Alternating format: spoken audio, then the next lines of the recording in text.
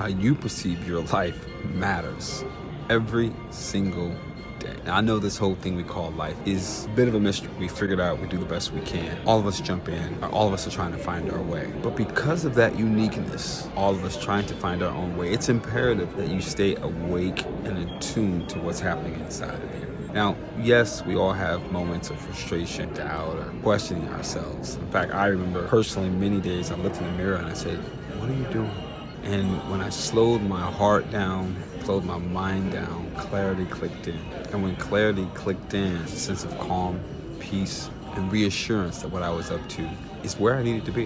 Why is it that way? Well, here's the truth. All of us are looking for manifestation on the journey and the things that we're up to. Whether it's something that we see in how other people live their life, or whether it's how our lifestyle shows up, whether it's people and how they acknowledge us. All of those things are reflections. They are, and they're all important, and they're all wonderful. But no one's glasses can be cleaner than yours. No one should know more about you than you know about yourself, because you're spending the time alone. I know personally, for me on my journey, I've been often misunderstood. Misunderstood because my route, my path is different. Not so unique that no one else can understand, but realize that the journey is a little bit different. I know for some of you, your journey's been different too, right? You know, you ever seen that whole graph chart where it says success doesn't occur in a straight line? It's more like,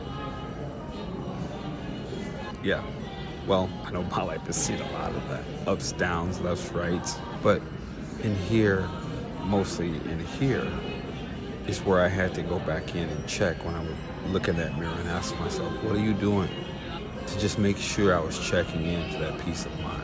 In this world that's constantly changing, it's constantly altering itself, the majority of us, we're doing something similar. And that doesn't mean it's wrong. We're just doing something similar to establish our pathway and create what it is we're looking for. There's something beautiful about remembering that. The reason I say it is because when you don't remember, then you get stuck and you begin to judge yourself according to the pattern that's around you. And the danger to the pattern that's around you is that it's normally not for you. Again, everyone has their own path. But when I say it's not for you, if you find yourself constantly trying to figure out, why is my pathway different? Why does it seem so hard? I'm doing what I need to do. Then you really have to trust that you're on the marathon of life, because that's what it is. Everyone has their own training routine. Yes, there are some best practices, but how you do your life is probably going to be a little bit different.